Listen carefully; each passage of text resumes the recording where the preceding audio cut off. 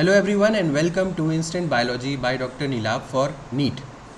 आप लोगों को पता होगा कि हम लोग chapter number first class 11th NCERT का जो फर्स्ट चैप्टर है, दैट मींस जो लिविंग वर्ल्ड चैप्टर है, उसके ऊपर हम लोग लगातार वीडियोस बना रहे हैं। और इसके पहले ऑलरेडी हम लोग सेक्शन नंबर 1.1, 1.2 और 1.3 कवर कर चुके हैं। आज हम लोग लास्ट सेक्शन के ऊपर बात करेंगे, जो कि है सेक्शन नंबर 1.4 टैक्सोनॉमिकल एड्स के नाम से जो पोर्शन है, जो सेक्शन है, उसके बारे में वी वुड बी टॉकिंग। तो दो तीन बातें यहाँ पे समझनी ज़रूरी हैं कि एक तो टैक्सोनॉमिकल एड्स से क्वेश्चन ज़्यादा आते हैं, मतलब एक दो सवाल आपको हर साल मिल जाएंगे यहाँ टैक्सोनॉमिकल एड्स से, तो इसीलिए इस टॉपिक को अच्छे से समझना ज़रूरी है। और दूसरी बात कि इसमें कुछ पॉइंट्स से ऐसे क्वेश्चंस आए हुए हैं जो एनसीईआरटी में ज़्यादा मेंशन नहीं है, तो उन चीज़ों को भी हम लोगों को ध्यान देना है, उन चीज़ों को भी समझ में आना चाहिए, तो उनको भी गौर से देखेंगे। तो शुरुआत करते हैं टैक्सोनॉमिकल एड्स। अच्छा, एक बात और मैं बता दूं शुरू करने से पहले कि जो भी क्लासेस मैं ले रहा हूं उनके सबके नोट्स आपको, हैंड रिटन नोट्स जो मैंने बनाए हैं, वो आपको ऑलरेडी डिस्क्रिप्शन बॉक्स में मिल जा रहे होंगे, तो वहाँ से आप उन नोट्स को डाउनलोड कर सकते हैं और उनसे पढ़ सकते हैं। ठीक है, तो आइए शुरुआत करते हैं टैक्सोनॉमिकल एड्स की। तो सबसे पहले अगर मैं यहाँ पे कुछ चीज़ें डिस्कस कर लूँ तो एड्स का यहाँ पे क्या मतलब है। आप ये ना समझिएगा कि यहाँ पे एड्स जो है वो बीमारी से रिलेटेड है। तो टैक्सोनॉमिकल एड्स मतलब जो ऐसे टूल्स हैं, टूल्स दैट आर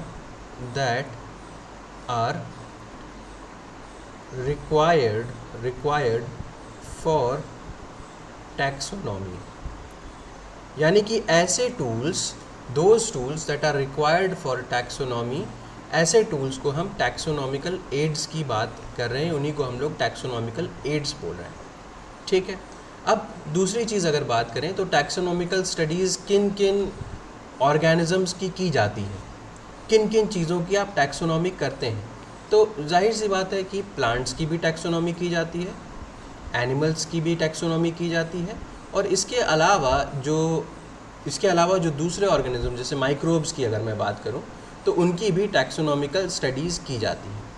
तो सबसे पहला सवाल यहाँ पे ये उठता है कि आखिर हम लोग टैक्सोनॉमी करें क्यों, why should we go into taxonomy, आखिर इतना समय, इतना पैसा, इतना लेबर क्यों बर्बाद किया जाए टैक्सोनॉमी करने के लिए। तो इसके ऊपर अगर मैं बात करूं तो भाई, अगर प्लांट्स की हम बात करते हैं तो प्लांट्स से आप लोगों को पता होगा कि we get lot of things, जैसे कि सारा फूड जो है वो प्लांट से ही आ रहा है, राइट। तो ये कैसे पता चलेगा कि कौन से प्लांट्स जो हैं उनको खा सकते हैं, या ऐसे कौन से प्लांट्स हैं जिनसे हमें इस टाइप का न्यूट्रिशन मिलता है। तो ये सारी बातें कैसे पता चलेंगी। या अगर मैं ट्रीज़ के बारे में बात करूं तो कौन से पेड़ों का टिम्बर जो है वो अच्छा होता है, कौन से पेड़ जो हैं वो जलाने में ज़्यादा एनर्जी दे सकते हैं, घर बनाने में किनका इस्तेमाल किया जा सकता है, तो किनकी लकड़ियाँ जो है वो लचीली रहती हैं, किनकी सख्त रहती हैं। ये सारी बातें कैसे पता की जा सकती हैं, थ्रू टैक्सोनॉमी। इसके अलावा अगर मैं माइक्रोब्स की बात करूं तो कौन से माइक्रोब्स ह्यूमन बींग्स के लिए एसेंशियल हैं, कौन से नॉन एसेंशियल है, कौन से डिजीज़ कॉज करते हैं, इन सब की बातों इन सबको अगर मैं जोड़ना चाहूं तो आप कह सकते हैं कि यहाँ पे हम लोग प्लांट्स, एनिमल्स या दूसरे ऑर्गेनिजम्स की टैक्सोनॉमी इसलिए करते हैं ताकि हमको उनका यूजेज पता चल जाए, कहाँ पे, एग्रीकल्चर में, फॉरेस्ट्री में और इंडस्ट्री के अंदर किस तरीके का यूजेज है। जैसे अगर मैं एनिमल्स की बात करूं तो बहुत सारे एनिमल्स का जो स्किन होता है वो लेदर बनाने के काम आ जाता है, जूते बनाने के काम आ जाता है, आपको पता होगा। तो अगर हम टैक्सोनॉमी प्रॉपर कर लेंगे तो हमें समझ में आ जाएगा कि किस एनिमल्स के कौन कौन से कैरेक्टरिस्टिक्स होते हैं। क्यों? क्योंकि ये जो कैरेक्टरिस्टिक्स हैं उन्हीं के बेसिस पे टैक्सोनॉमी की जाती है, उन्हीं के बेसिस पे क्लासिफिकेशन किया जाता है। तो ये बात होगी। अच्छा, जब हम उनको प्रॉपरली क्लासीफाई कर लेंगे, जब हम उनको उनकी प्रॉपर कैटेगरीज़ के अंदर रख देंगे, तो हमें अंदाज़ा होगा, then we will come to know that how much diversity और bio resources are available around us. कितनी वेरिएबिलिटी है, कितनी वैरायटी ऑफ लाइफ है। तो हम लोगों ने ऑलरेडी डाइवर्सिटी को बता भी रखा है, पीछे के क्लासेस में मैंने आपको बताया भी था। डाइवर्सिटी का मतलब क्या हो गया, यहाँ पे वैरायटी हो गया, ठीक है। कितनी वैरायटी की लाइफ हमारे चारों तरफ है। बायो रिसोर्सेज मतलब कितनी तरीके की बायोलॉजिकल रिसोर्सेज या बायोलॉजिकल ऑर्गेनिजम्स हमारे चारों तरफ हैं, या इसको हम बायोडाइवर्सिटी से कनेक्ट कर सकते हैं यहाँ पे। तो हमारे चारों तरफ कितनी बायोडाइवर्सिटी है ये हमें पता चल जाएगा व्हेन वी कंप्लीट दिस, ठीक है। अच्छा, तो टैक्सोनॉमिकल स्टडीज़ के जो दो मेन पैरामीटर्स हैं उनका क्या मतलब है, करेक्ट क्लासिफिकेशन और आइडेंटिफिकेशन, ये चीज़ होती है। ये बात आप लोगों को पता होगा, हम कई बार इसको दोहरा भी चुके हैं। तो करेक्ट क्लासिफिकेशन एंड आइडेंटिफिकेशन, अब किसी चीज़ को करेक्टली क्लासीफाई करने के लिए, if you want to classify a particular thing correctly, तो आपको क्या चीज़ की ज़रूरत है, आपको फील्ड में जाना पड़ेगा। जैसे कि मैं अगर एक पर्टिकुलर प्लांट को, मैं अगर कहीं जा रहा हूँ, सपोज़ किसी एक एरिया में जा रहा हूँ और वहाँ मुझे एक प्लांट नज़र आता है, तो उस प्लांट को की सारे कैरेक्टरिस्टिक्स मैं ऑब्ज़र्व करूँगा। दैट मीन्स कि मुझे वहाँ से वो प्लांट लेकर के भी आना होगा। दैट मीन्स मैं जहाँ पे है वो प्लांट वहाँ पे भी स्टडीज़ करनी पड़ेंगी, और उसको वापस अपने लैब में ला करके वहाँ पर भी हमको स्टडीज़ करनी पड़ेगी। दैट मीन्स किसी भी प्रॉपर क्लासिफिकेशन के लिए हमें intensive lab and field studies दोनों करनी पड़ती हैं। फील्ड स्टडीज़ का क्या मतलब है, जहाँ पे उसका ओरिजिनल इन्वायरमेंट है, प्लांट है या एनिमल है, जहाँ पर भी उसका ओरिजिनल इन्वायरमेंट था वहाँ पे स्टडीज़ करनी पड़ेगी ओरिजिनल इन्वायरमेंट में। और तो और वहाँ पर भी जहाँ पे वहाँ हमको लैब में ला करके भी उसकी प्रॉपर स्टडीज़ करनी पड़ेंगी, ठीक। तो ये बात हो गई, इतनी बात समझ में आ गई। अब फील्ड स्टडीज़ की अगर मैं बात करूं, तो चाहे वो एनिमल स्पीशीज़ हो या प्लांट स्पीशीज़ हो, दोनों के केस में हमें फील्ड स्टडीज़ करनी पड़ेंगी। प्लांट स्पीशीज़ मतलब जैसे कि कोई प्लांट, पर्टिकुलर प्लांट है जो पहाड़ों के ऊपर हो रहा है, तो हमें वहाँ जा कर के देखना पड़ेगा वो किस मिट्टी के अंदर होता है, उसके आसपास के पौधे कैसे हैं, प्लांट्स कैसे हैं, वहाँ का टेम्परेचर, रेनफॉल किस तरीके का है, वो सारी बातें। अगर मैं किसी एनिमल की बात कर रहा हूँ, तो एनिमल को भी मुझे ऑब्ज़र्व करना पड़ेगा कि वो पेड़ पे रहता है, कहाँ पे रहता है, वो किस तरीके का खाना खाना पसंद कर रहा है। तो ये कैसे हो सकता है कि जब तक हम वहाँ पे फील्ड में जा कर के या उसके ओरिजिनल हैबिटेट को जा कर के स्टडी ना करें, तब तक ये पॉसिबल नहीं हो पाएगा। ये बात मैं यहाँ पे कहना चाहता हूँ, ठीक है। इतनी बातचीत सबको समझ में आ गई होगी। चलिए, तो चाहे जैसा मैंने अभी बताया, चाहे प्लांट हो चाहे एनिमल हो, दोनों ही केसेस में हमें फील्ड स्टडी और इंटेंसिव लैब स्टडीज़ की ज़रूरत पड़ती है in order to do correct classification, ठीक है।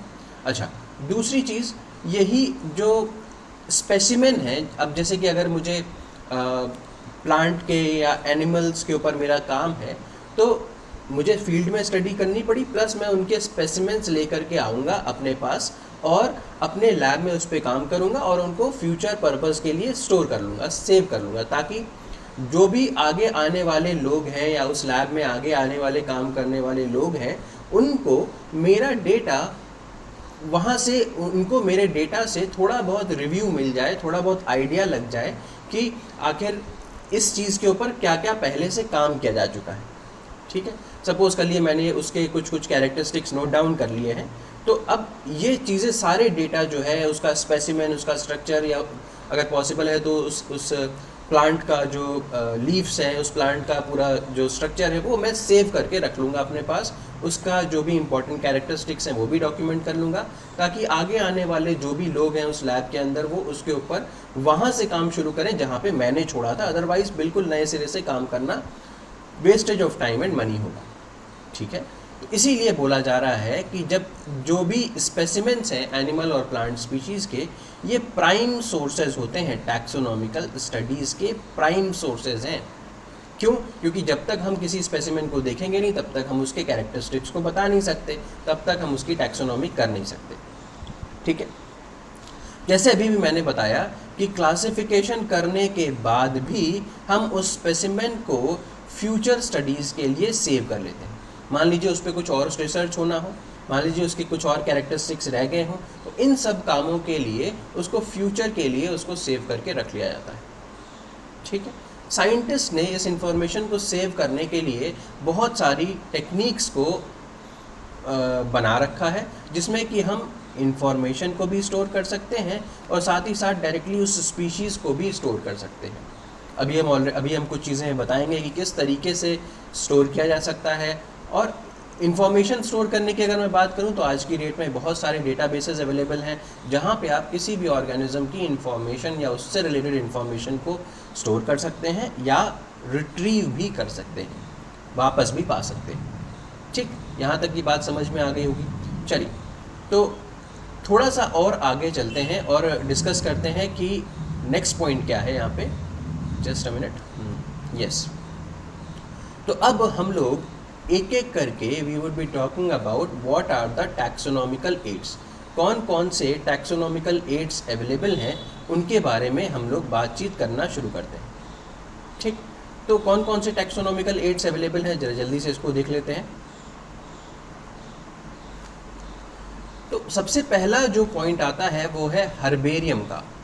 आप सभी लोगों ने हर्बेरियम फाइल्स ज़रूर बनाई होंगी, राइट? सभी लोगों ने हर्बेरियम फाइल्स ज़रूर बनाई होंगी अपने छोटे क्लासेस के अंदर, या अभी भी आप हर्बेरियम फाइल्स बनाते होंगे। तो उस हर्बेरियम फाइल में होता क्या है, ये देखिए, ये एक एग्जाम्पल है हर्बेरियम फाइल का एक पेज का। ठीक है, इसी तरीके की बहुत सारे पेजेस जो हैं वो एक हर्बेरियम फाइल के अंदर मौजूद रहते हैं। यहाँ पे आप प्लांट्स को स्टिक कर देते हैं। अब ये जैसे कि अगर मैं हर्बेरियम को या इसको ब्रेक करूँ इसके टर्म्स को, तो आप पाएंगे कि हर्बेरियम को ब्रेक करने पे एक शब्द हर्ब आ रहा है। अब ये हर्ब जो है इसका मतलब क्या है, डेलिकेट प्लांट्स। यानी कि इस पे जो बहुत छोटे छोटे डेलिकेट से प्लांट्स होते हैं उनको इसके ऊपर चिपकाया जाता है। अब समझने की बात यह है कि चिपकाया कैसे जाएगा। किसी भी प्लांट को आप किसी एक शीट के ऊपर कैसे चिपका सकते हैं। तो इसको समझने की कोशिश करिए कि प्लांट को चिपकाने के लिए सबसे पहले उसको ड्राई करना ज़रूरी है। ड्राई करना मतलब उसके अंदर जितना भी वाटर कंटेंट है वो आपको रिमूव करना पड़ेगा। जैसे कि अगर आपने किसी चीज़ को सूरज में रख दिया, सूरज की रोशनी पर रख दिया, तो वो ड्राई हो जाएगा, तो आप उसको आसानी से चिपका सकते हैं किसी भी शीट के ऊपर। जब तक वो वेट होगा तब तक आप चिपका नहीं पाएंगे। ठीक है, अच्छा, ड्राई करने के बाद उसको प्रेस कर दिया जाता है। प्रेस कर किस चीज़ से, अब मान लीजिए आपने देखा भी होगा कि बुक्स के बीच में लोग गुलाब के फूल या इस तरीके की चीज़ें रख दिया करते हैं। तो जैसे आप उसको रखेंगे, प्रेस करेंगे, तो क्या होगा कि ये जो प्लांट होगा वो एकदम फ्लैट हो जाएगा। ऐसा कुछ नहीं होगा कि वहीं कहीं पे उठा हुआ है, कहीं पे ऐसे ग्रूव है, बिल्कुल बराबर एक बराबर हो जाएगा। एक बराबर करने की ज़रूरत हमें इसलिए भी है क्योंकि हमें पेस्ट करने में आसानी होगी। अगर वो कहीं से उठा, कहीं से बैठा होगा तो वो निकल जाएगा, वो वहाँ से चूक जाएगा। इसी वजह से हमें वहाँ पे उसको प्रॉपरली प्रेस कर देना पड़ता है। ड्राई कर दिया, उसके बाद प्रेस करने के बाद फिर प्रिजर्व करते हैं, preserve the plant species on sheets. तो ये क्या है, ये एक शीट है, हर्बेरियम शीट है, आप देख सकते हो। दिस इज अ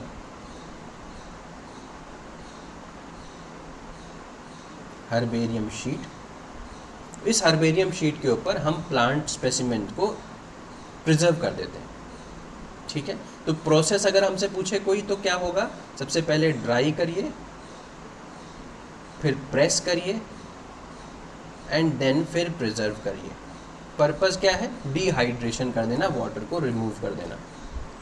ठीक है, अच्छा, इनको प्रॉपरली अरेंज किया जाता है। अब अगर हर्बेरियम शीट जो ये है, और मैंने बताया आपको कि हर्बेरियम फाइल्स के अंदर बहुत सारी हर्बेरियम शीट्स होती हैं, तो अगर बहुत सारी हर्बेरियम शीट्स हैं तो हमें कोई एक प्रॉपर मेथड यूज़ करना पड़ेगा in order to arrange these herbarium sheets, ताकि कोई भी और XYZ इंडिविजुअल आए तो उसमें से वो जो चाहता है वो शीट आसानी से ढूंढ सके।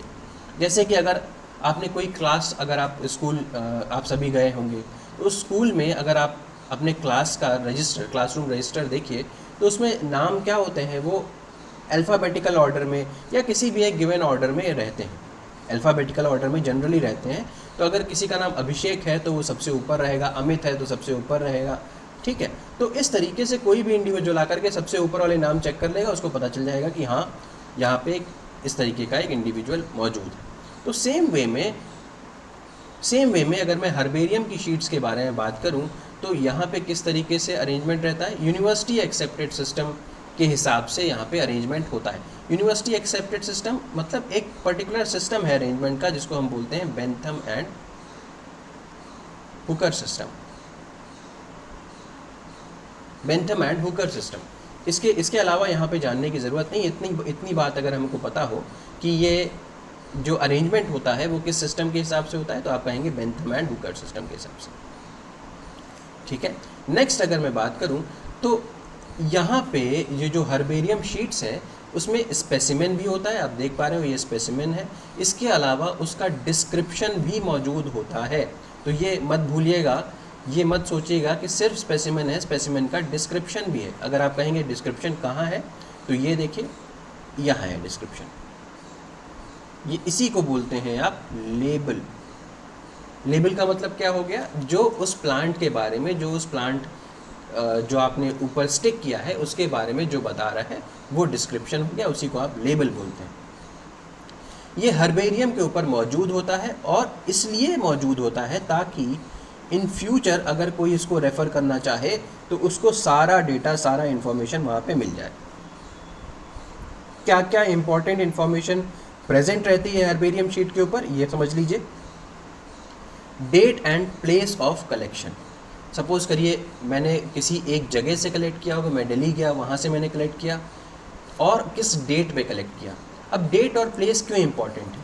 प्लेस इसलिए इम्पॉर्टेंट है तो ताकि किसी भी जो भी इंडिविजुअल दूसरा उसको पढ़ रहा है उसको एक आइडिया लग जाएगा कि दिल्ली में इस तरीके के प्लांट्स मौजूद हैं। डेट इसलिए इम्पॉर्टेंट है ताकि उस इंडिविजुअल को ये अंदाज़ा लग जाए कि यह स्पेसिमेन कितना पुराना है, 10 साल, 15 साल, 20 साल, या अभी रिसेंटली है। तो रिसेंटली है तो उसको ये समझ में आ जाएगा कि इस तरीके के पौधे अभी भी वहाँ पे मौजूद हो सकते हैं, तो वो ताकि दोबारा जाए तो वो एक्सपेक्ट कर सके कि हाँ ये यहाँ पे ये पौधे हैं। अदरवाइज़ अगर नहीं मिल रहे हैं, अगर बहुत पुराना है, तो वो ये सोच सकता है कि शायद अब ना मिलते हों या कहीं और शिफ्ट हो गए हों या उनका एक्सटिंक्शन हो गया हो, कुछ इस तरीके की बात समझ में आ गई। अच्छा, इसके अलावा English names, local names and botanical names, ये सारे के सारे नाम, तीनों तरीके के नाम जो हैं ये वहाँ पे मौजूद होते हैं। आप तीनों नाम लिखते हैं। इंग्लिश का नाम मतलब जैसे कि अगर मैं एग्जांपल लूँ मैंगो का, तो मैंगो इंग्लिश हो गया। लोकल नाम, अगर यहाँ पे मैं नॉर्दर्न बेल्ट के बारे में बात करूँ तो यहाँ पे लोकल भाषा में जो हिंदी है वहाँ पे आम बोला जाएगा उसको, या अगर दशहरी आम है तो दशहरी आम बोला जाएगा, लंगड़ा आम इस तरीके का बोला जाता है।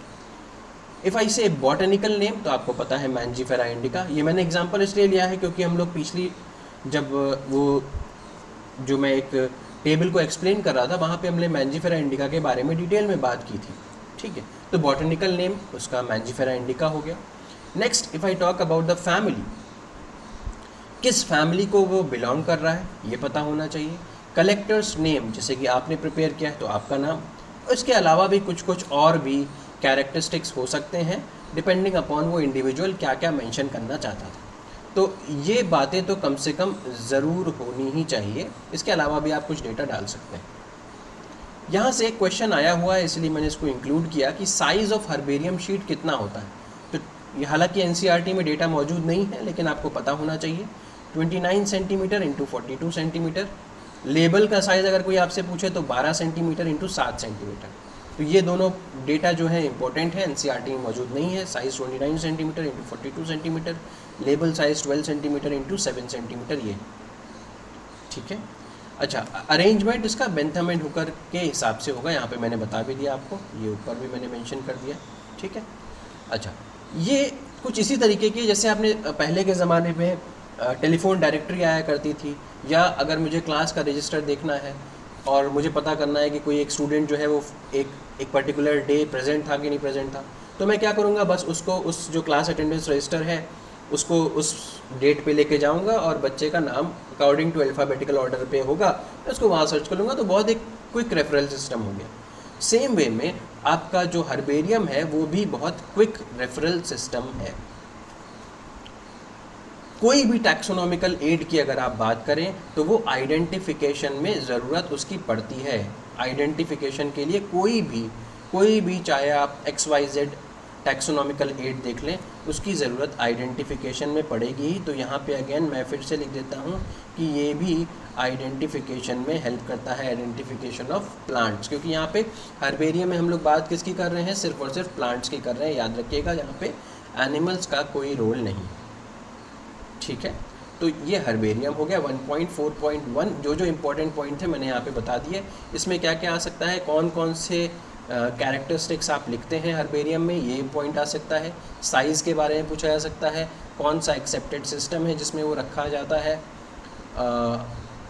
क्या क्या प्रोसेस है, ड्राइंग है, उसके बाद फिर आपका प्रेसिंग है, उसके बाद प्रिजर्वेशन है, इस तरीके की कुछ बातचीत। ठीक है, आइए अब बात करते हैं बॉटेनिकल गार्डन्स के बारे में। बॉटेनिकल गार्डन्स क्या है? ये बेसिकली एक बहुत बड़े एरिया में फैले हुए एक बहुत बड़ा एरिया है, और उसके अंदर वहाँ पे जा कर के लिविंग प्लांट्स को फॉर रेफरेंस पर्पसेस रखा गया है। तो एक चीज़ जान लीजिए कि ये जो प्लांट्स हैं ये इस एरिया के नहीं हैं। इन प्लांट्स को कहीं बाहर से ला करके रखा जा रहा है, लिविंग होने चाहिए। जैसे कि हर्बेरियम में क्या था, वहाँ पे डेड है, वहाँ पे किल कर दिया गया है, प्लांट्स को ड्राई करने के बाद पेस्ट किया जा रहा है। बट यहाँ की बात क्या है, यहाँ पे क्या है, लिविंग प्लांट्स है, रेफरेंस पर्पस के लिए, ताकि हम देख सकें ये प्लांट इस तरीके का दिखता है। क्योंकि हर प्लांट को देखने के लिए आप अलग जगह या हिमालय पे नहीं चले जाएंगे, या कहीं गोवा में, या कहीं नॉर्दर्न एरियाज़ में, या कन्याकुमारी, इस तरीके से नहीं जा सकते। तो जैसे इंडिया की अगर मैं बात करूं तो इंडिया में दो जो है मेन बॉटेनिकल गार्डन्स जो हैं, एक हावड़ा में है और एक लखनऊ में है। तो यहाँ पे मेजरली जितने पौधे पाए जा रहे हैं इंडिया के अंदर, उनको यहाँ पे रखा गया हुआ है। ठीक है, तो क्या किया जाता है, लिविंग है, ये सबसे पहली चीज़ ये है, लिविंग है, और ये बाहर से लाए गए हैं। नेक्स्ट, प्लांट स्पीशीज़ को यहाँ पे लेकर आया जाता है, फिर इनको ग्रो कराया जाता है। जब उनकी प्रॉपर ग्रोथ हो जाती है, एक पर्टिकुलर साइज़ में आ जाते हैं, देन उनका आइडेंटिफिकेशन किया जाता है depending upon what characters they are having. ठीक, नेक्स्ट, हर प्लांट का बॉटेनिकल नेम या साइंटिफिक नेम यहाँ पे लिखा रहता है। वहाँ पे मैं कई बार, क्योंकि मैं लखनऊ का ही हूँ, तो NBRI national botanical research institute यहाँ पे पास में है। तो NBRI अगर आप कभी जाएँ, या अगर आप इंडियन बॉटनिकल गार्डन हावड़ा में जो है कैलकाटा में, वहाँ जाएं, तो आपको देखने को मिलेगा कि हर प्लांट के बारे में वहाँ पे डिटेल में मेंशन रहता है कि इसका बॉटनिकल नेम क्या है और इसको कॉमनली क्या कहते हैं, कॉमन लैंग्वेज में क्या कहते हैं। तो ये बात हो गई। तो यहाँ से दो क्वेश्चन और आ सकते हैं। पहली चीज़ कि ये क्यू बॉटनिकल गार्डन जो है वो कहाँ मौजूद है, ये आपका क्यू इंग्लैंड में है। अगर मैं इंडिया की बात करूं तो NBRI कहाँ पे है, तो ये लखनऊ में है। और थर्ड क्वेश्चन आ सकता है, इंडियन बॉटनिकल गार्डन कहाँ पे है, तो कैलकाटा हावड़ा में है, वेस्ट बंगाल में है। ठीक है, तो ये बातचीत, इतनी बातचीत आपको यहाँ से पता होनी चाहिए। यहाँ पे लिविंग प्लांट्स होते हैं और ये फॉर रेफरेंस रखे जाते हैं। ठीक है, यहाँ पे देखिए एक फ़ोटोग्राफ भी मैंने लगा रखी है, अगर आप देख पा रहे हो तो नीचे की साइड में, ये बेसिकली NBRI की फ़ोटोग्राफ है। देख सकते हैं आप कितने तरीके के यहाँ पे ये फूल और पौधे यहाँ पे आपको देखने को मिल रहे हैं। तो ये कुछ NBRI की एक फ़ोटोग्राफ है। आई बिलीव क्लियर हो गया हो। चलिए आगे बढ़ते हैं और डिस्कस करते हैं म्यूज़ियम्स के बारे में। ठीक है, तो सबसे पहली चीज़ जो म्यूज़ियम के बारे में पता होनी चाहिए वो ये है कि म्यूज़ियम जो है वो आपके कहाँ पे सेटअप किए जाते हैं।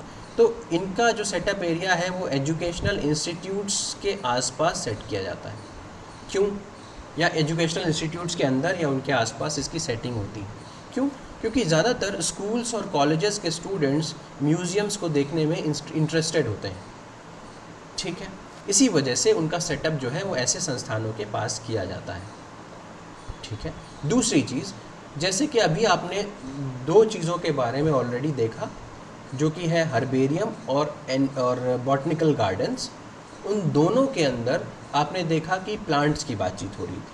अब आप म्यूज़ियम में देख रहे हैं तो यहाँ पे प्लांट्स भी होंगे और एनिमल स्पीशीज़ भी होंगी। दैट मीन्स एनिमल स्पीशीज़ भी म्यूज़ियम्स के अंदर आपको देखने को मिलती हैं। अगेन पर्पस क्या है? स्टडी करना और रेफरेंस करना। अगेन यहाँ पे जो म्यूज़ियम के अंदर जो प्लांट एंड एनिमल स्पीशीज़ या स्पेसिमेंट्स होंगे वो डेड होंगे। ठीक है, लिख भी देता हूँ यहाँ पे, डेड होंगे, यानी कि अलाइव जैसा कुछ नहीं होगा। जैसे अभी आप बॉटनिकल गार्डन का कॉन्सेप्ट देख रहे थे, वहाँ पर भी मैंने बोला कि वहाँ अलाइव होंगे, यहाँ पर डेड होंगे। अच्छा, तो किस तरीके से सेव किया जाता है? जैसे कि अगर मैं इन स्पेसिमेंट्स की बात करूं तो स्पेसिमेंट्स को प्रिजर्व कैसे करेंगे? तो स्पेसिमेंट्स को प्रिजर्व करने के लिए आपके पास कंटेनर, जार्स होते हैं और उनके अंदर प्रिजर्वेटिव सॉल्यूशन आप डाल करके रखते हैं। ज़्यादातर बात कर रहा हूँ मैं एनिमल स्पेसिमेंट्स की।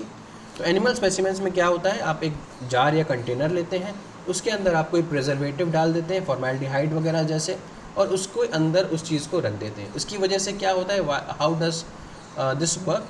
इसकी वजह से वो जो स्पेसिमेन था आपका वो लंबे समय तक आपके साथ बना रहता है। आप उसको स्टडी पर्पज़ के लिए या रेफरेंस पर्पज़ के लिए यूज़ करते हैं।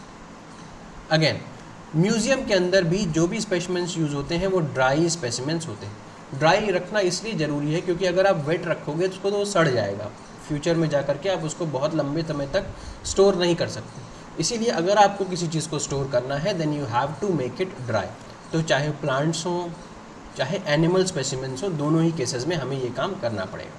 ठीक, अगर मैं इंसेक्ट्स की बात करूं तो हाउ डू वी सेव या how do we store insects? आपने देखा होगा कि कभी आपने बनाया भी होगा अगर छोटे क्लासेस में, तो इंसेक्ट्स के लिए इंसेक्ट बॉक्सेस होते हैं। ठीक है, अगर आपने देखा हो तो कार्डबोर्ड या फिर जो थर्मोकोल के शीट्स होते हैं उसमें इंसेक्ट बॉक्सेस बनाए जाते हैं। अब अगर कुछ यहाँ पे कोई एक इस तरीके का कोई एक इंसेक्ट है,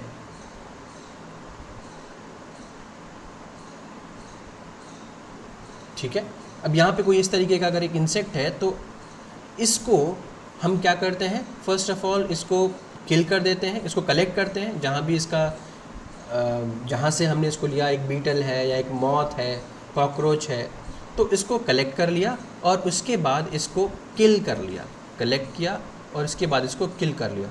और किल करते समय भी हमें ध्यान ये बात का देना है कि कहीं भी वो किल करते समय कहीं ऐसा ना हो कि उसका कोई पोर्शन डिस्टॉर्ट हो जाए। और सपोज करिए कॉकरोच था, आपने उसको चप्पल से मार दिया तो अब वो क्या हो जाएगा, वो तो बिल्कुल डिस्टॉर्ट हो जाएगा, उसके पोर्शंस क्या हो जाएंगे, डिस्टॉर्ट हो जाएंगे। तो अब आप इसको ओरिजिनली पढ़ने के लिए या स्टडी करने के लिए इस्तेमाल नहीं कर सकते। ठीक है, तो किलिंग करते समय हमें ध्यान देना है कि हमें किसी तरीके से डिस्टॉर्शन नहीं करना है। और फाइनली उसको पिन कर देंगे। पिन करने का मतलब क्या हो गया, बहुत पतली पिन्स आती हैं जिसको आप यहाँ पे इसके साइड में लगा देते हैं, पिन कर देते हैं उसी थर्मोकोल पे या जो कार्डबोर्ड की शीट होती है, ताकि ये मूव ना कर सके। जिंदा तो है नहीं तो मूव तो नहीं करेगा, लेकिन फिर भी हवा की वजह से ना उड़ जाए या किसी झटके लगने की वजह से ना गिर जाए, इसीलिए हम इसको पिन से पिन अप कर देते हैं। ठीक है, तो ये तो बात हो गई इंसेक्ट्स की। तो इंसेक्ट्स कहाँ पे स्टोर किए जाते हैं, इंसेक्ट बॉक्सेस में स्टोर किए जाते हैं। अगर मैं बर्ड्स की बात करूँ या लार्जर एनिमल्स की बात करूँ, अब लार्जर एनिमल्स को स्टोर करने का प्रॉपर तरीका क्या है? सबसे अच्छा तरीका ये होता है कि जैसे एक बर्ड की बात करूँ या एक बड़ा मैमल की बात करूँ, तो उसके अंदर क्या होगा, वो जब मर जाएगा तो उसके अंदर के जितना भी मटीरियल है, जितने भी ऑर्गन्स वगैरह हैं, उन सबको निकाल करके फेंक दिया जाता है और इसके अंदर फिर क्या भर दिया जाता है, कुछ स्टफिंग भर दी जाती है। स्टफिंग जैसे हो सकता है कपड़ा हो सकता है या वूल हो सकता है या कॉटन हो सकता है, ठीक, या कागज़ हो सकता है, ताकि वो चीज़ जो वो एनिमल है वो फूला हुआ सा नज़र आए, आई मीन उसका प्रॉपर शेप नज़र आए, क्योंकि आपने बाकी चीज़ें उसके अंदर से निकाल ली हैं और वो डेड हो चुका है। तो वो अपना स्ट्रक्चर कैसे, उसका स्ट्रक्चर आप कैसे मेंटेन करोगे? दिखाने के लिए उसका स्ट्रक्चर उसके स्ट्रक्चर जैसा होना चाहिए ना। अगर कोई बर्ड है, आपने उसको मार दिया, उसके अंदर का सारा मटेरियल निकाला, वो चिपक जाएगी ऐसे करके, तो आप कैसे बच्चों को बताओगे कि ये एक बर्ड थी? तो उसके लिए क्या करना पड़ता है, उसके लिए हमें स्टफिंग कर देनी पड़ती है। ये हो गया, तो स्टफ्ड एंड प्रिजर्व्ड। नेक्स्ट क्या है, often have skeleton of animals too. इसका मतलब क्या हो गया, जो म्यूजियम्स होते हैं वहाँ पे एनिमल्स के स्केलेटन्स भी पाए जाते हैं। जैसे कि आपने बहुत पहले देखा होगा डायनासोर्स, तो ज़्यादातर बहुत सारे म्यूजियम्स में डायनासोर के स्केलेटन मौजूद रहते हैं, ताकि स्टूडेंट्स को उनके बोन्स वगैरह के बारे में, उनका जो स्ट्रक्चर है उसके बारे में बताया जा सके। तो यही कॉन्सेप्ट है, स्केलेटन सिस्टम मौजूद रहता है। ठीक है, तो ये कहानी हो गई, यहाँ पे हो गया म्यूज़ियम के बारे में। तो म्यूज़ियम के बारे में क्या क्या चीज़ें पता होनी चाहिए, एजुकेशनल इंस्टीट्यूट्स के बारे में वहाँ पे पाए जाते हैं। प्लांट और एनिमल दोनों स्पीशीज़ के लिए पाए जाते हैं। और किस किस एनिमल के लिए क्या क्या तरीका है, वो इससे ज़्यादा क्वेश्चन नहीं पूछा जाएगा, लेकिन एक आइडिया होना चाहिए कि क्या तरीके हैं स्टोर करने के लिए किसी भी एनिमल को। बर्ड्स या लार्जर मैमल्स में स्टफिंग हो जाती है, इंसेक्ट्स में इंसेक्ट्स बॉक्सेस में स्टोर किया जाता है, एनिमल स्पीशीज़ को प्रिजर्वेटिव्स के अंदर स्टोर किया जाता है। ठीक है, आइए अब बात करते हैं जूलॉजिकल पार्क्स, इसको शॉर्ट में आप जू भी बोलते हैं। अब सभी लोग जू तो कम से कम ज़रूर गए होंगे या देखा होगा। जू के अंदर एनिमल्स को रखा जाता है, यहाँ पे प्लांट्स का कोई मतलब नहीं है। जूलॉजिकल पार्क्स मतलब जू मतलब एनिमल, जूलॉजी मतलब एनिमल की स्टडी करते हैं। तो यहाँ पे जू से हम सोच रहे हैं एनिमल्स के बारे में। यहाँ पे एनिमल्स को प्रोटेक्टेड इन्वायरमेंट में रखा जाएगा, और वो भी अंडर ह्यूमन केयर। ठीक है, अब जैसे कि आपने देखा होगा जू में जाकर के टाइगर्स को, स्नेक्स को या राइनोसोरस को, लायंस को, ये सब जानवर जो वाइल्ड में मौजूद रहते हैं उनको ला करके रखा जाता है और उनको ह्यूमन केयर दी जाती है, उनको खाने को दिया जाता है, उनके लिए प्रॉपर अरेंजमेंट्स किए जाते हैं। ऐसा क्यों किया जा रहा है, क्योंकि हम चाहते हैं कि वो स्टडी किए जा सके, हम उनकी फूडिंग हैबिट्स, हम उनकी ड्रिंकिंग हैबिट्स, हम रिप्रोडक्शन, उनका सब स्टडी कर सकें। प्लस दूसरी रीज़न ये है कि हम उनको बाहरी अटैक से बचाने की कोशिश कर सकें। ठीक है, तो पर्पज़ क्या है, learn about the food habits and behaviour. क्योंकि अगर उनको ह्यूमन केयर के अंदर रखा जाएगा तो ह्यूमंस उनको ऑब्जर्व कर सकेंगे। Proper personal, proper team dedicated रहती है उन जानवरों को पढ़ने समझने के लिए। तो यहाँ पे द कंडीशंस, जो कंडीशन प्रोवाइड की जाती हैं एक जूलॉजिकल पार्क के अंदर, वो काफ़ी कुछ सिमिलर होती हैं नेचुरल हैबिटेट के। The conditions are very similar to the natural habitat. तो ये बात हम लोग को ध्यान रखनी है। यहाँ पे कोई भी परिवर्तन as minimum as possible changes किए जाते हैं, बिल्कुल नेचुरल हैबिटेट की तरीके का एनवायरनमेंट प्रोवाइड किया जाता है। ये जूलॉजिकल पार्क के बारे में हो गया। तो यहाँ से कौन कौन से इंपॉर्टेंट पॉइंट्स समझ में आ रहे हैं या क्या क्या इंपॉर्टेंट चीज़ें हैं। तो ह्यूमन केयर की बात एक तो पता होनी चाहिए, प्रोटेक्टेड एनवायरनमेंट में रखा जाता है, तो इसका पर्पस क्या है, फूड हैबिट्स एंड बिहेवियर को समझने के लिए, और नेचुरल हैबिट की या नेचुरल हैबिटेट की तरीके से ही इन्वायरमेंट दिया जाता है, कंडीशंस प्रोवाइड की जाती हैं। ठीक है, तो जूलॉजिकल पार्क भी हम लोगों ने देख लिया। अब आते हैं नेक्स्ट पे, जिसको बोल रहे हैं हम की। तो ये बहुत इंपॉर्टेंट है और इसके बारे में एनसीईआरटी में उतना अच्छे से समझाया नहीं गया है, तो इसको अच्छे से देखने की कोशिश करते हैं कि की क्या है। अगेन, की भी आपका एक टैक्सोनॉमिकल एड ही है। प्लीज़ डू नॉट थिंक कि ये चाबी है ताला खोलने के लिए यूज़ होती है, नहीं, ये भी एक तरीके का टैक्सोनॉमिकल एड ही है। और यहाँ पे भी हम आइडेंटिफिकेशन का काम ही कर रहे हैं। जैसा मैंने बताया, आइडेंटिफिकेशन, सारे टैक्सोनॉमिकल एड्स का सोल पर्पज़ आपका आइडेंटिफिकेशन ही है। आइडेंटिफिकेशन किसका, प्लांट्स का और एनिमल्स का, किस तरीके से सिमिलैरिटीज़ के बेसिस पे और डिससिमिलैरिटीज़ के बेसिस पे आइडेंटिफिकेशन की के थ्रू होता है। अभी हम इसको डिस्कस भी कर लेंगे किस तरीके से हो रहा है। ठीक है, तो टैक्सोनॉमिकल एड है यहाँ पे आइडेंटिफिकेशन प्लांट या एनिमल का on the basis of similarities या डिससिमिलैरिटीज़ किया जाता है। नेक्स्ट अगर मैं बात करूँ तो जो की है that is based on contrasting characters. Contrasting characters मतलब एक दूसरे से बिल्कुल ऑपोजिट कैरेक्टर्स के बेसिस पे किए जाते हैं। इन कॉन्ट्रास्टिंग कैरेक्टर्स को एक पर्टिकुलर नाम दिया गया है, बोला जाता है कपलेट। इस पेयर को क्या बोला जाएगा, the pair is called as couplet based on contrasting characters generally in a pair. यहाँ पे जो कंट्रास्टिंग कैरेक्टर्स हैं वो कैसे हैं, एक पेयर के अंदर है, एक कैरेक्टर कुछ है, एक जस्ट उसका ऑपोजिट कैरेक्टर है, और इस कैरेक्टर को, इन दोनों कैरेक्टर्स को साथ में कपलेट बोलते हैं। अगेन फिर से समझने की कोशिश करिएगा, दो ऑपोजिट कैरेक्टर्स हैं, इसमें से आप एक कैरेक्टर चूज़ करते हैं, तो जो चॉइस आपकी है वो आपने एक्सेप्ट की, और दूसरी चॉइस क्या हुई, आपने रिजेक्ट कर दी। तो दो ऑपोजिट ऑप्शंस थे, उसमें से एक आपने एक्सेप्ट किया, एक रिजेक्ट कर दिया। ठीक है, अब जो स्टेटमेंट होगा की का, अभी मैं इसको और डिटेल में समझा दूंगा, जो स्टेटमेंट होगा की का उसको आप लीड बोलते हैं। तो हर एक पर्टिकुलर फैमिली के लिए, हर एक पर्टिकुलर जो भी टैक्सोनॉमिकल रैंक है उसके लिए कीज़ रिक्वायर्ड होती हैं, अलग अलग सेपरेट टैक्सोनॉमिकल कीज़ का रिक्वायरमेंट होता है। ये एनालिटिकल नेचर की होती हैं। एनालिटिकल नेचर मतलब आपको यहाँ पे हर एक की में एनालिसिस करनी पड़ेगी। चलिए अब इसको और अच्छे से समझने की कोशिश करते हैं with the help of this example. यहाँ पे जो ये एग्जाम्पल मौजूद है उसके थ्रू समझने की कोशिश करते हैं। ठीक, तो चलिए ज़रा देखते हैं कि यहाँ पे क्या कहा जा रहा है। देखिए, सबसे पहले अगर मैं बात करूँ तो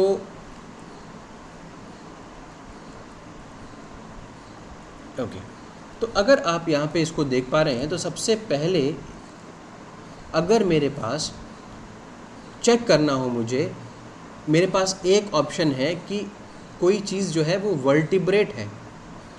ठीक है, अब मुझे पता लगाना है कि वो वर्टिब्रेट में भी क्या है, कौन सा फाइलम है, या एक्चुअल में वो क्या चीज़ है। तो मेरे को ये पता है कि वो वर्टिब्रेट है। तो सबसे पहला मैंने जो क्वेश्चन पूछा वो ये है कि डज़ इट हैव फर, क्या उसके पास फर है। अब ऑप्शन मेरे पास क्या है, दो अपोजिट ऑप्शंस हैं। कौन कौन से, एक येस है और एक नो है। तो यहाँ पे येस और नो क्या हो जाएगा, आपका कपलेट हो जाएगा। यही चीज़ तो मैंने बताई थी, अभी ऊपर मैंने बोला भी था कि the contrasting characters are present in a pair called as couplet. ये कपलेट है, येस और नो। इस क्वेश्चन के लिए ये येस और नो होगा। अच्छा, जो स्टेटमेंट होता है इस की का, उसको आप लीड बोलते हैं। जैसे कि पहला स्टेटमेंट यहाँ पे क्या है, डज इट हैव फर या हैज़ फर, तो आप कह रहे हैं येस या नो। तो लीड के दो अपोजिट आंसर्स होंगे या दो अपोजिट ऑप्शंस होंगे, उनको आप कपलेट बोलते हैं। अगर आपने कहा कि डज इट हैव फर, अगर उसमें आया ऑप्शन येस, तो आपने येस अगर चूज़ किया तो आपका आंसर क्या हो सकता है कि वो मैमल्स होंगे। तो आपने उसको करेक्टली आइडेंटिफाई कर लिया कि that the vertebrate that we are looking at is mammal, वो मैमल है। ठीक है, बट अगर कह रहे हैं आप कि नो, ये ऑप्शन नहीं सही है, वो उसके पास फर नहीं है, तो आप दूसरा लीड डालते हैं। तो ये फर्स्ट लीड हो गया था, this was lead, first lead था। अब ये हो गई आपकी सेकेंड लीड। सेकेंड लीड में आपने पूछा कि डज इट हैव फेदर्स, क्या उसके पास पंख हैं। अगर हाँ है तो यहाँ पे अगेन क्या हो गया, येस और नो। अगेन आपके पास ऑप्शंस हैं, कपलेट है ये। अगर वो है तो आप कह देंगे, अगर फेदर्स है तो आप कहेंगे बर्ड्स है। अगर फेदर्स नहीं है तो आप अगेन एक और लीड डाल रहे हैं जो कि है एक्सटर्नल फर्टिलाइजेशन होता है। अगर येस तो आप कहेंगे रेप्टाइल्स है। अगर नो तो आप पूछेंगे क्या वहाँ पे गिल्स मौजूद है। अगर येस तो आप कहेंगे फ़िश है। अगर नो तो आप कहेंगे एम्फीबियन है। इस तरीके से आपने फाइनली आइडेंटिफाई कर लिया कि आखिर जिस एनिमल की बात मैं कर रहा था वो फ़िश था कि एम्फीबियन था या क्या था उसमें से। तो ये एक तरीके का एग्ज़ाम्पल मैंने आपको समझाने की कोशिश की कि कपलेट क्या है या लीड क्या है या की क्या है। सपोज़ मैं एक और एग्ज़ाम्पल के थ्रू आपको समझाने की कोशिश करता हूँ। देखिए, अगर सपोज़ करिए कि गर्मियों की छुट्टियाँ चल रही हैं और मैं हूँ और मेरा एक दोस्त है अमित। ठीक है, मेरा एक दोस्त है अमित और उसने मेरी एक बुक ले जा कर के रखी हुई है अपने पास। ठीक है, तो मुझे जाना है उसकी बुक लेने के लिए। मुझे जाना है अपनी बुक लेने के लिए उसके पास से, उसने मेरी एक बुक रखी हुई है। तो ये सिचुएशन है, फिर से समझ लीजिए। मेरा एक फ्रेंड है अमित, गर्मियों की छुट्टियां चल रही हैं, मैंने उसको एक बुक दी थी पढ़ने के लिए, अभी तक उसने बुक मेरी लौटाई नहीं हुई है, तो मैं चेक करने जा रहा हूँ। ठीक है, तो अब यहाँ पे क्या क्या कंडीशन हो गई कि सबसे पहले मैं अमित के घर गया, ठीक है। सबसे पहले क्या किया मैंने, मैं अमित के घर गया, रीच्ड अमित्स होम, ठीक है। अमित के घर पे पहुंचे और फिर क्या किया, नॉक्ड, नॉक किया, दो ऑप्शन हो गए, दो ऑप्शन क्या, नॉक किया मैंने तो यहाँ पे दो ऑप्शन हो गए, डोर ओपनड और नॉट। नॉक किया, यहाँ पे पहला ऑप्शन हो गया door opened,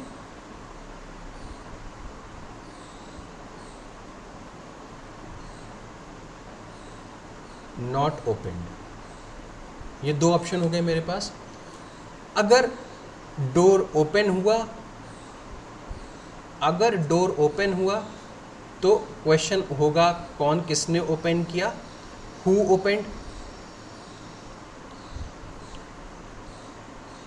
who opened, Amit ने ओपन किया या किसी और ने ओपन किया, एल्स, समवन एल्स, ये हो गया। अगर अमित ने ओपन किया तो बुक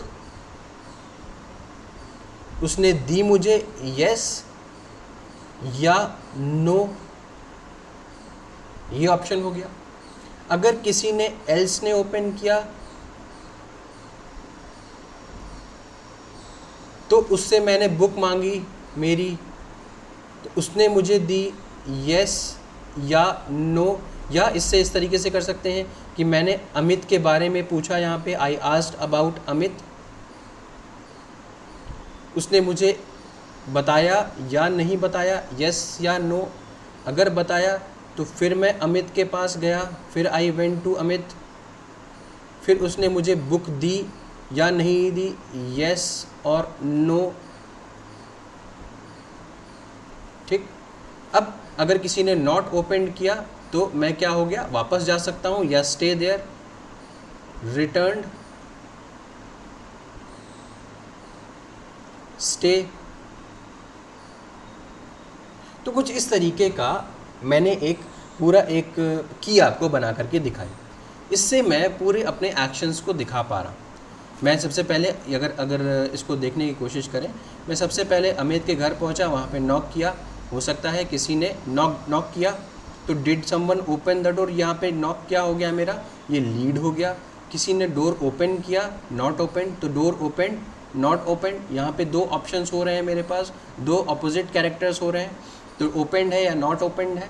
तो अगर ओपन हो गया तो अगेन मेरे पास दो ऑप्शन है, अगर नॉट ओपन हुआ अगेन मेरे पास दो ऑप्शन हैं। तो इस तरीके से की मदद से हम आइडेंटिफाई कर सकते हैं कि कौन सा कैरेक्टर है। तो अगर आप वापस अपने एग्जाम्पल पे जाइए, ये एग्जाम्पल मैंने आपको दिया, अगर हम लोग वापस अपने एग्जाम्पल पे जाएं तो यहाँ पे देखा आपने कि हैज़ फर एक लीड है, हैज़ फेदर एक लीड है, एक्सटर्नल फर्टिलाइजेशन एक लीड है, हैज़ गिल एक लीड है, और ये सारे क्या हैं, ये उसके जो यस नो या इस तरीके से जो भी ऑपोजिट ऑप्शंस हैं हमारे पास अवेलेबल, अगर हम उसको चूज़ कर रहे हैं तो हम अगर उसको एक्सेप्ट कर रहे हैं तो वो हमें एक पर्टिकुलर रिज़ल्ट तक लीड करेगा। अगर हम उसको रिजेक्ट कर रहे हैं तो हम दूसरे ऑप्शन पे चले जाएंगे, दूसरे लीड के ऊपर चले जाएंगे, ठीक। तो ये कुछ बातें हो गई की के बारे में। अगर नेक्स्ट मैं बात करूँ तो यहाँ पे क्या क्या और तरीके के टैक्सोनॉमिकल एड्स हैं, तो याद रखिएगा इनके बारे में ज़्यादा मेंशन नहीं है, बहुत कम एक एक लाइन में डिस्कस्ड है। तो क्या क्या चीज़ें हैं, फ्लोरा, मैनुअल, मोनोग्राफ्स और कैटलॉग्स, ये कुछ और दूसरे तरीके के टैक्सोनॉमिकल एड्स हैं। इनके बारे में क्या क्या चीज़ें पता होनी चाहिए। अगेन ये सारे के सारे एक्सप्रेशन या डिस्क्रिप्शन को रिकॉर्ड करने के लिए ही हैं, आइडेंटिफिकेशन के लिए, डिस्क्रिप्शन को रिकॉर्ड करने के लिए। अगर मैं फ्लोरा की बात कर रहा हूँ तो फ्लोरा से आप सभी लोग समझते हैं कि flora is about plants. Plants एक गिवन एरिया में, यहाँ पे ध्यान रखिएगा, एक गिवन एरिया की बात कर रहे हैं। इन अ गिवन एरिया हैबिटेट कैसा है और डिस्ट्रीब्यूशन कैसा है प्लांट्स का, इन अ गिवन एरिया, वो आ जाता है फ्लोरा के अंदर। मैनुअल्स की बात करूँ तो एक पर्टिकुलर स्पीशीज़ में आने वाले identification of names of species, तो एक स्पीशीज़ के क्या क्या नाम हैं उनको मैनुअल के अंदर रखा जाता है।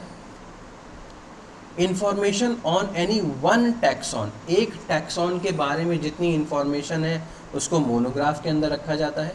और अगर मैं कैटलॉग्स की बात करूं तो कैटलॉग्स के अंदर क्या होता है, कंप्लीट लिस्ट है, या आप कह सकते हैं बुकलेट है, या कह सकते हैं रजिस्टर मेंटेन्ड है, जिसके अंदर characters and their alternates present रहते हैं इन वेरियस टैक्सा। अलग अलग टैक्सा की बात यहाँ पे की जा रही है, उन अलग अलग टैक्सा के क्या कैरेक्टरिस्टिक्स हैं, क्या ऑल्टरनेट्स प्रेजेंट हैं उन टैक्सा के, वो बातें यहाँ पे की जा रही हैं। तो इसको हम लोग बोलते हैं कैटलॉग।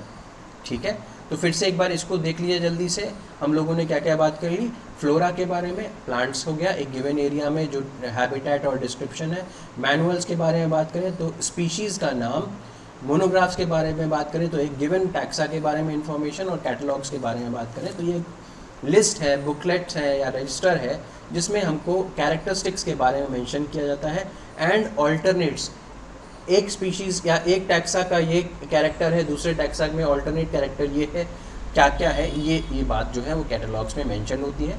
तो उम्मीद है ये चीज़ें आपको समझ में आई होंगी, और ये जो कुछ भी इसके नोट्स हैं वो आपको इसके डिस्क्रिप्शन बॉक्स में मिल जाएगा इस वीडियो के। उम्मीद है ये लेक्चर आपको पसंद आया होगा। अगर पसंद आया है तो इसे लाइक करिए, मेरे चैनल को सब्सक्राइब करिए, बेल आइकन को दबाना मत भूलिएगा, और अपने फ्रेंड्स के साथ भी इसको शेयर करिए ताकि मैक्सिमम नंबर ऑफ़ स्टूडेंट्स साथ में सीख सकें। Thank you so much and have a good day.